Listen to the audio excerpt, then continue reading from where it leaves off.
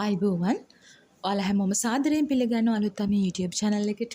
මම අද කතා කරන්න යන්නේ මම අර කලින් වීඩියෝ එකේ කිව්වා වගේ චොටි පැටියෙක් ගෙනාපු අම්මලා, කිරි දෙන අම්මලා මොනවද විශේෂයෙන් කරන්න ඕන දේවල් කියලා. පළවෙනිම කාරණේ තමයි මම කරුණු වශයෙන් ඔයාලට කියන්නම්.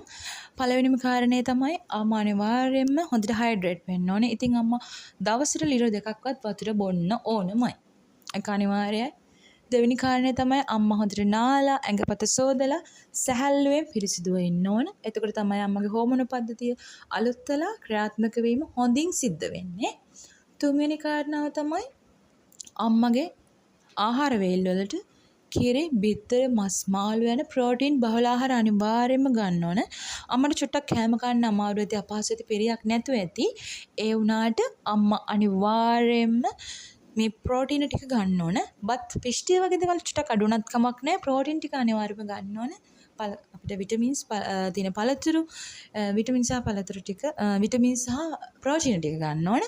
ඒ වගේම අම්මට චුටිපැටිය හම්බෙන්න කලින් දුන්න යකඩ, කැල්සියම් මේ විටමින් ටික බබාට කිරි දෙනකම් දිගටම ගන්න ඕන. ඒක අම්මටත් හොඳයි, බබාටත් අනිවාර්යෙන් හොඳයි.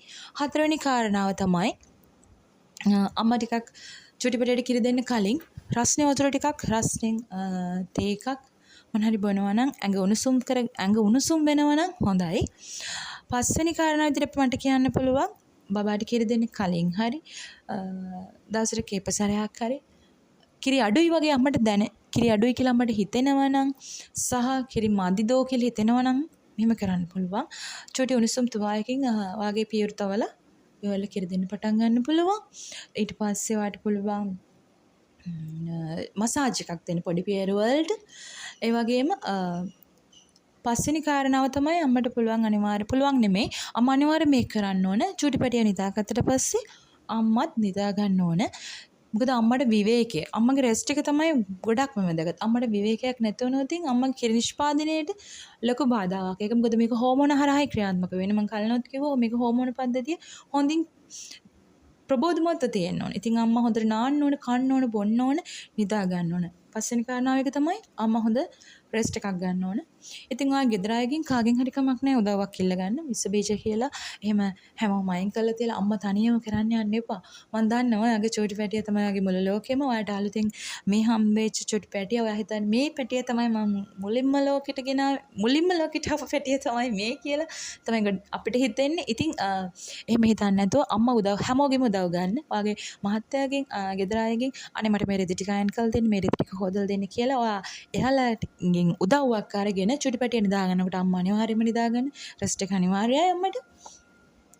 ඊළඟ කාරණාව තමයි 6 වෙනි කාරණාවනේ. ඊළඟ කාරණාව තමයි අම්මා සතුටින් ඉන්නම ඕනේ.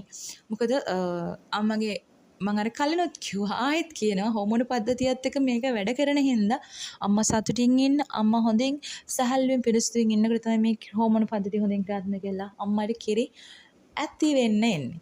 ඉතින් ඒකෙන් හින්දා අම්මා සතුටින් ඉන්න නම් අම්මා කලින් ආස කරන සින්දුවක් අහන්න. චුටි පැටිය නිදාගත්තම චුටි සින්දුවක් අහන්න. ඔයා ෆිල්ම් එකක ෂෝට් ෆිල්ම් එකක් බලන්න නම් බලන්න. ඔයා බලන ඩ්‍රාමා එකක් තියෙනවා නම් බලන්න. ගෙදර කාට හරි දෙන්න. අනේ බබා චුට්ටක් තියාගන්න. මම මේ කතාව බලන්න.